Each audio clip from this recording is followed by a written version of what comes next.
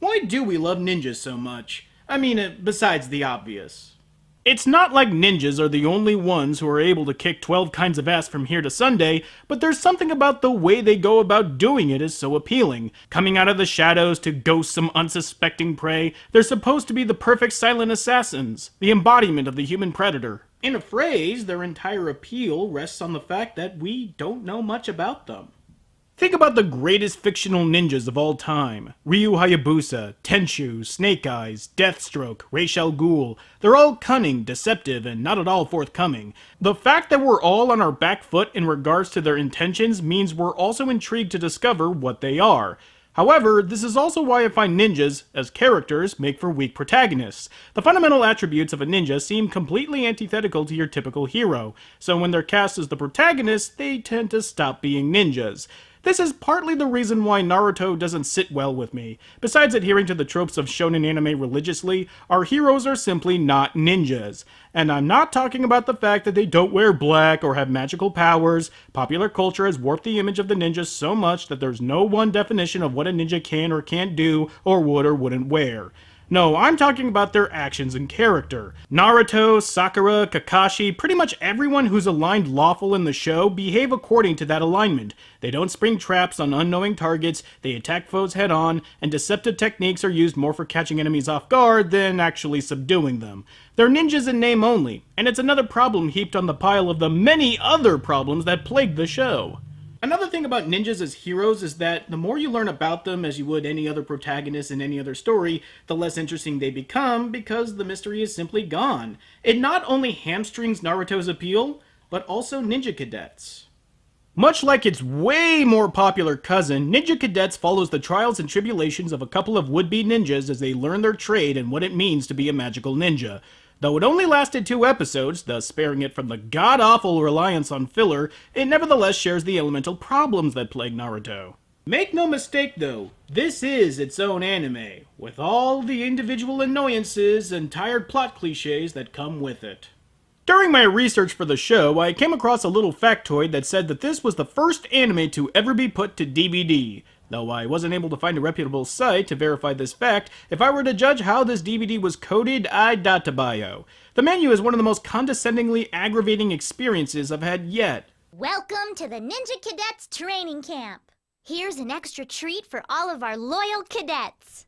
I feel like I'm playing a 90s PC game for kindergartners, but the worst part is the embarrassingly early Media Blasters intro.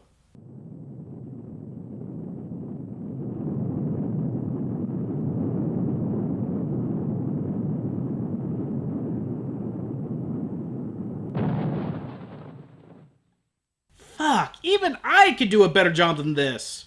I'm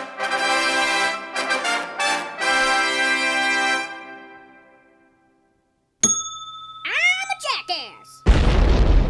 We begin with a flashback of a castle coming under attack by a fleet of ninjas and what looks like the Omni Droid from The Incredibles. Worse yet, the only defense the castle inhabitants have is overacting. Yukinobu! The princess! Take care of the princess! My lord! You need to turn it down a notch! Not to be outdone, the attacking force counters with some textbook trying too hard. They escaped. Please, forgive us, Commander. Find her. Find the Byakuro princess if you have to turn over every stone. And will somebody get me a lozenge? We flash forward to the present day, ancient Japan, where our soon-to-be ninjas are training/fighting a random encounter. I guess that makes me the winner today. No, I'm afraid I'm the winner. Excuse me? I believe I'm the one who finished him off.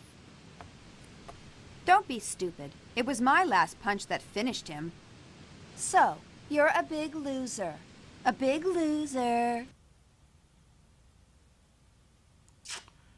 Must you?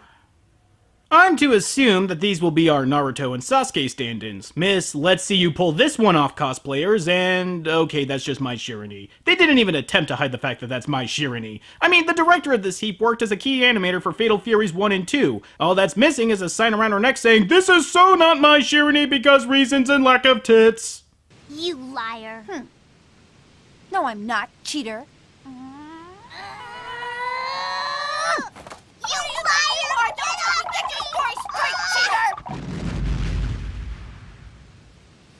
Do you think I used a little too much gunpowder? No.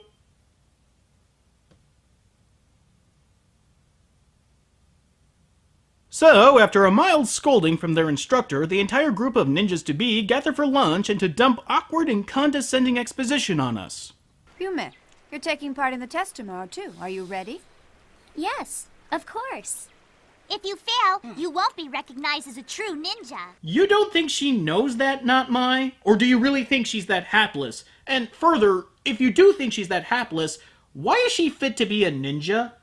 This is another thing that bothers me about these kinds of stories. We all like to picture ninjas as these uber badasses that would soon as kill you as look at you, but to turn that notion into, what if these ninjas were learning to be like that, takes that away from them. It's like when we find out that Darth Vader used to be a whining slave kid, and then an equally whiny douchebag, most baller Sith Lord in the galaxy? Not after this scene. I will be the most powerful Jedi ever. 2 episodes in a row with a Star Wars reference. It's like there's a movie coming out or something. It's the day of the test, and their final couldn't be any more harrowing. I would explain it, but it seems they got that shit down. Huh? To Byakuru Castle? And we have to retrieve a secret scroll? Only one pair will pass the exam? And we stole this device from Lassie? Oh, and hi, Mona Marshall. The SAG fine will be in your mailbox next Tuesday. Furthermore, if you feel so inclined, you are permitted to sabotage one another's progress. Why? It's established that this mission that they're going on is to retrieve a scroll that's supposed to be able to restore the kingdom they lost at the beginning. If this mission is so important that their entire clan's future is at stake, why would they allow for the potential act of sabotage? Hell, why would they split them up in the first fucking place? Hell, let's double down and ask the simple question if they're the only ninjas the village has left. Because if they're not, then why would they put untrained students to this incredibly important task of saving their kingdom? And time! I've completely broken the premise of an anime in less than 7.5 minutes of running time! Woo! No record, baby! All is not well, it seems, as the students' little activity is being monitored by— Holy fuck! What is on your head, sister? Listen up, Nico! Our mission is only to capture the Byakuro princess. I really don't need you to make things complicated. Christ on a stick! You look like a frayed-out toilet brush! They left for Byakuro Castle today. You must not let this chance slip away. The castle? Why are they going there? I see. To protect the Byakuro princess. Excuse me for a moment here, but, what did you say? To protect the Byakuro princess. Our mission is only to capture the Byakuro princess. And the director is asleep at the wheel. Did Bang Zoom Entertainment hire from Exxon Valdez? Yeah? How do we know which one's the princess? She has a cross-shaped birthmark on her shoulder. That's it? No eye color, hair color, height. You know that she has a particular birthmark on a particular place of her body, but you don't know anything else? Look, there's a million questions I could ask right now, like who the fuck is this woman and why do they need the princess now all of a sudden? But let's really examine this, because believe it or not, the whole entire plot hinges on this little detail. So, it's assumed that these ninjas have lost contact with the princess for years, otherwise she would be able to give a better description for her, and the one detail that they're able to tack onto the princess's identity is a birthmark. Okay, how do they know about that? And if they were able to find that out, why couldn't they find out anything else about her? Well, the answer is they didn't, because if they did, then there wouldn't be this tired-ass plot point where the bad ninjas mistake Not Mai as the princess, having a cross-shaped mark on her shoulder from an accident with Miss Cosplay here. That's the only reason I could think of. Maybe she could be the princess, I hear you ask. Well, no, that wouldn't make sense either. In a previous scene, their teacher was instructed by the man who saved the princess, looking way older than he should, considering the time frame, telling him that he needs to protect her as well as find the scroll to restore their kingdom. And what does he do? He pairs the rest of the group with himself with this girl. So logic follows that she's the princess. Otherwise, he's disobeying orders for no good reason. So the entire premise of this anime undermines the actual main character because of a mistake that isn't even true. As we can plainly see in this shot, there are no cross-shaped anything on either shoulder. Where the fuck are they getting this information from? Because they need to be sacked and hard. And all of this stupidity is made even worse by the end. But we'll get to that soon enough.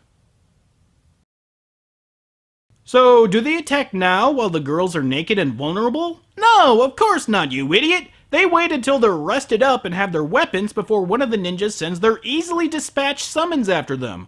So when this absolutely foolproof plan miraculously falls through, the summoner ninja, sporting the most ridiculous piercing I've seen yet in anime, says fuck it and sacrifices himself for his final summoning. Oh god, these references make themselves. What the hell is this final summoning? It means he will sacrifice himself to summon a monster. This will literally be his final trick. So, how does he know that he can do it? Moreover, how did the guy who first did it ever pass the knowledge on? Normally, this would be the time I would cut to that classic moment where Daffy Duck explodes himself on stage. But because I'm on YouTube now, Content ID would flag this video in an instant. So we're going with the next best thing. Can you stop a speeding bullet? Once. The next best thing was Jeff Dunham? Put that on his epitaph. So his final summon turns out to be a giant parasect, and it looks like it does the trick, until they lead him into a checkpoint where the rest of the ninja students are able to kill it. And need I remind you, the summoner ninja basically sacrificed himself for less than nothing. Even if he managed to capture Not Mai, it still wouldn't change the fact that she's not the fucking princess. Yume, go hide someplace. Why the fuck is she a ninja? Our princess here adamantly does not want to be here, does not want to be a ninja, is incompetent beyond the point of liability, and only wants to be her teacher's cock sleeve. All I want, always, is to be with you, Kaoru. Worst ninja ever! Point retracted! In an actually fun-to-watch battle, the ninjas band together to take down the parasect, with a bundle of dynamite serving as the finishing blow. But it looks like there's a plan B for our villainous ninjas, as they spy the princess wandering around and make their move, enthralling her before moving on to their teacher, but he manages to keep his head. I have to be honest, this is where the anime's plot really stalls, since the premise of them getting to the castle means a lot of traveling, which means not a lot of things happening. So if it's all the same to you, I'm going to skip over the next 10 minutes of cringeworthy non-comedy and characters speaking obvious statements that we already know. You're welcome. So the infiltration is underway, with Team Not Mai scaling the castle walls while Team Cosplay are playing the accidental diversion. Stop them! There are more soldiers coming! Get them! How did we end up being decoys? Search me, the last time the audience saw you guys, you were being blown away on a kite. Actually, how did you guys get here? And also, how did you know that the other team of ninjas were here in the castle with you? I'm a ninja. Ha ha! Old school internet reference. God, I feel old. So to compound the annoyance, the show splits its attention between these technically 3 teams. And while something plot relevant happens to one team, Not Mai being attacked by the enthralled princess, our other team just spins their tires and act like they're winning the Monaco Grand Prix. Honestly, must we spend scene after scene of them running around a castle only for this to happen? What is this? Looks like we took a wrong turn somewhere.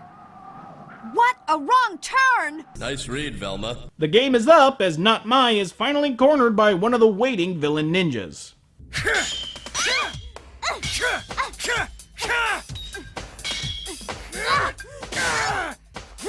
Wait a minute. I know those pained grunts from somewhere. Derek Stephen Prince, is that you? Holy crap, I can't believe it took me nearly the entire length of the anime to recognize him, but there's no mistaking that voice that sounds like a cat choking on an auto-tuned hairball. Not to be down on the guy, he has a unique voice and a lot of talent, and when he's cast well, he can bring down the house, but when he gets it going, he could definitely push it to the Gottfried side of the scale. Now that I'm a Tokyo U student, I know better than just to be a shooting star! You take my individuality and intend to make me another cog in the machine! It's an all-out brawl between everyone at this point, having found the castle's stash of ninja scrolls. There's transformations, there's attempted mindfucks, there's the return of the Omni droid from way back at the beginning. The ending is just a clusterfuck of dragged-out bullshit. It culminates with Not Mai releasing the power of a scroll, presumably the one they were sent to get, as we never find out for sure, that pretty much obliterates the entire castle, which makes restoring their kingdom kind of a moot point. Oh, and that whole business of the enthrallment in their teacher laying low until he can find an opening to make Toilet Brush restore the princess's mind? Yeah, that never happens. She just kind of blinks back and all is well. But that's still not the capper on this heap. The Princess of Byakuro. Please tell me. Kaoru? Yume? Could it be me?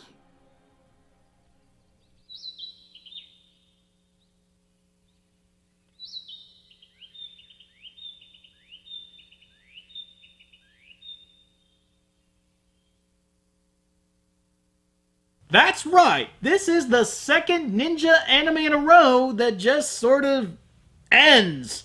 What are the fucking odds?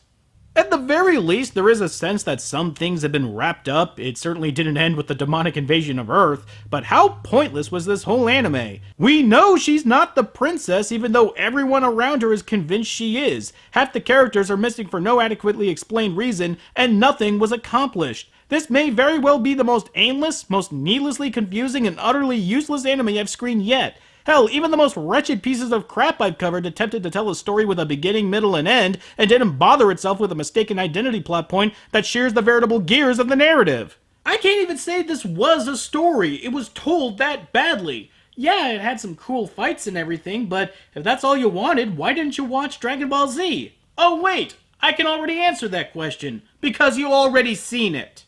You saw DBZ, you were starved for more, and there was nothing else available except for these bottom-of-the-barrel titles that promise so much more than they could deliver. Also, you could have more Dragon Ball Z. Well, guess what? Now we got too much, and quality control has snapped back all the way to the 90s. The early 90s! Congratulations! Okay, I don't know where that tangent came from, but nevertheless, Ninja Cadets sucks. Well, Ninja Month has been a bust so far, but that doesn't mean we can't finish strong, right? Right?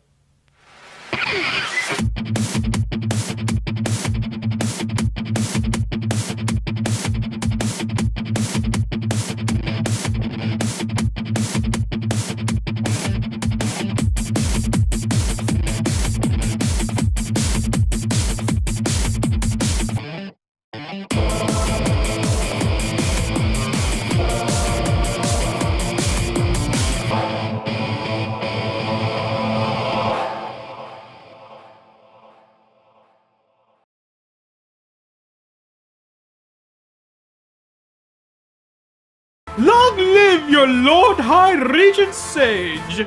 Long live Benetopia!